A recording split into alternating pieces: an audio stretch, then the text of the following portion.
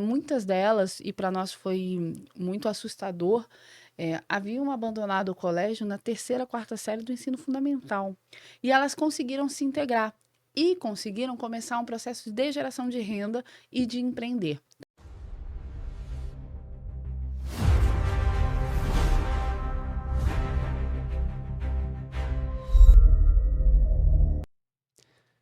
Olá, sejam muito bem-vindos ao No Radar com Oliveira. E hoje estamos recebendo duas feras do empreendedorismo carioca.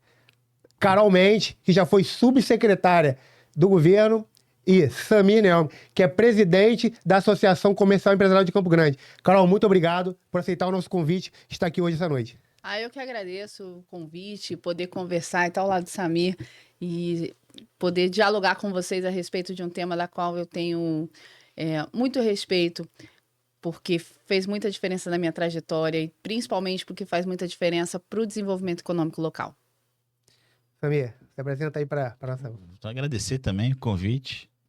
Falou de empreendedorismo, falou de Campo Grande, Zona Oeste, pode me convidar que eu estou junto com vocês. É um tema que fala muito alto para mim, pela trajetória, né? Por ser contador, por ser advogado, por ser administrador, por já ter conduzido o Conselho de Contabilidade do Estado, trabalhado com o Sebrae, Junta Comercial. Então, tá na veia. Tá na veia. Empreendedorismo é com a gente mesmo.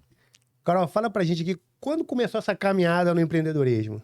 Olha, a primeira vez que esse tema surgiu para mim, eu ainda estava na Secretaria de Desenvolvimento Social.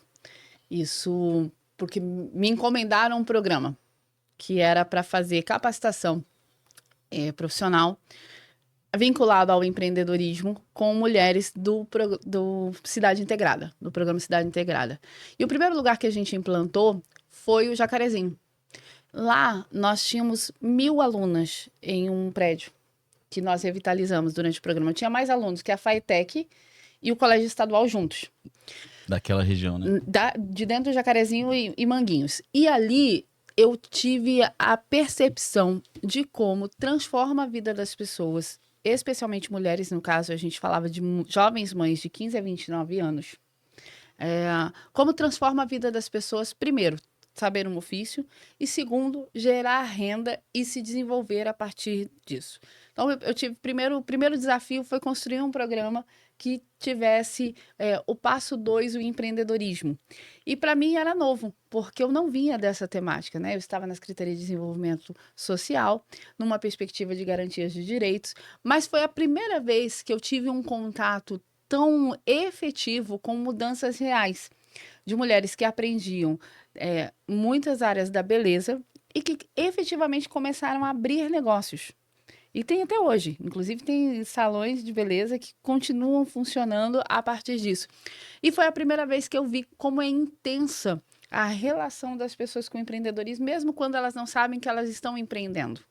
Porque quando nós propusemos isso àquelas mulheres, muitas delas, e para nós foi muito assustador, haviam abandonado o colégio na terceira, quarta série do ensino fundamental. Então, muitas meninas estavam muito distantes de sala de aula há muito tempo. E elas conseguiram se integrar e conseguiram começar um processo de geração de renda e de empreender. Então, esse foi o primeiro momento assim que isso passou por mim, mas ainda não era uma perspectiva que eu tenho hoje do empreendedorismo. Compreendi, porque eu sou gestora pública, recebi uma encomenda de um programa social e construí. Quando eu vou para 2023, isso foi 2021, primeiro programa, 21 para 22. Quando eu vou em 2023, eu já estava na Secretaria da Mulher, eu recebo uma missão de ser superintendente de autonomia econômica e haviam 3 eixos prioritários. E um deles, o empreendedorismo. E eu olhei para o tema e confesso, Samir, que eu olhei e falei assim, e agora? O que nós vamos fazer com isso? Primeiro porque a minha percepção o empresariado não quer conversar com o governo do Rio e por motivos óbvios. Eu tinha essa percepção, tá? Por outro lado, também não havia dentro do governo, por exemplo, nenhum mapeamento sobre políticas ou empreendedoras no Rio de Janeiro. Elas existiam, milhares de mulheres, nós já éramos o segundo estado proporcionalmente com mulheres empreendedoras no Brasil, com dados do Sebrae. E elas não estavam dentro das políticas públicas e nem era uma preocupação efetiva do governo do estado, nem sob o ponto de vista da capacitação, porque o Sebrae faz, e faz bem feito, e faz em muitos lugares, mas era necessário ampliar, né? E ter uma preocupação interna enquanto política pública de atuação. Não eram vistas do ponto de vista de acesso ao crédito, não havia uma política. Então, comecei ali, efetivamente, eu começo a construir uma política pública voltada para o empreendedorismo. Ainda chegava nos eventos me apresentando com uma certa vergonha, no sentido de dizer, olha, eu não sou empreendedora, nunca abri uma loja, não sei o que, mas estou aqui, quero ajudar e não sei o quê. E aí, um dia, uma empreendedora falou para mim assim, Carol, você é empreendedora porque você empreende em pessoas. Porque o empreendedorismo ele vai além do que a gente pensa sobre o ponto de vista dos negócios. E vai além o que nós temos que fortalecer para que negócios efetivamente consigam se consolidar. E aí isso foi uma nova virada de chave para mim, porque eu percebi que eu poderia, dentro do governo do estado e dentro da minha atuação, construir um modelo de relacionamento com os empreendedores, especialmente pequenos e médios, e aqueles que se tornaram empreendedores pós-pandemia, e empreendedoras naquele caso especificamente, que não eram as empreendedoras vulneráveis do Jacarezinho. Nós estávamos falando, e nós fizemos um mapeamento disso no estado, tá? Nós estávamos falando de mulheres 40 a mais, de mulheres com formação, em boa parte delas com ensino superior, e que, por conta do processo da pandemia, não tinham mais o seu posto formal de trabalho. E, portanto, teve que pegar o seu conhecimento e abrir um novo negócio. Ou aquele conhecimento caseiro, dizer assim, eu sempre fiz um bom bolo e agora eu comecei a vender no condomínio e, de repente, agora eu ganho um dinheiro que nem vale a pena voltar para o escritório. Sim. Entende? Então, assim, nós percebemos que também o modelo de empreender e esse modelo de serviço e esse empreendedorismo individual, ele estava posto no desenvolvimento econômico de uma forma muito potente. Não era mais sobre ajudar a família, é sobre manter a família. E muitas dessas mulheres, de fato, elas conseguiam manter as suas famílias a partir do empreendedorismo. O que foi bacana, porque a gente tira um olhar de imaginar que as mulheres iam para o empreendedorismo ou porque estavam sofrendo violência ou porque elas precisavam gerar renda quando estavam em situação de vulnerabilidade social. Isso também é uma verdade.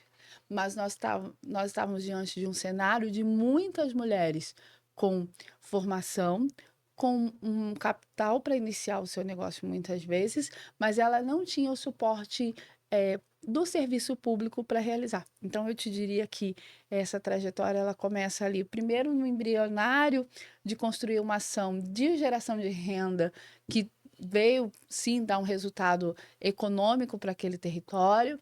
E aí, num segundo momento, efetivamente, é quando a gente constrói uma legislação, e eu tenho a alegria de ter sido idealizadora dessa legislação, que é ter o mês estadual da mulher empreendedora no Rio de Janeiro, dentro do calendário das festividades do Estado. Então, do Estado.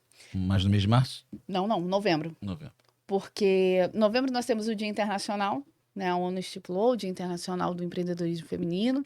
À época, o governo federal ia estipular a semana e eu falei, não, gente, nós somos o Rio de Janeiro, eu tenho muita coisa para fazer, vamos criar um mês, porque eu tenho muito o que andar.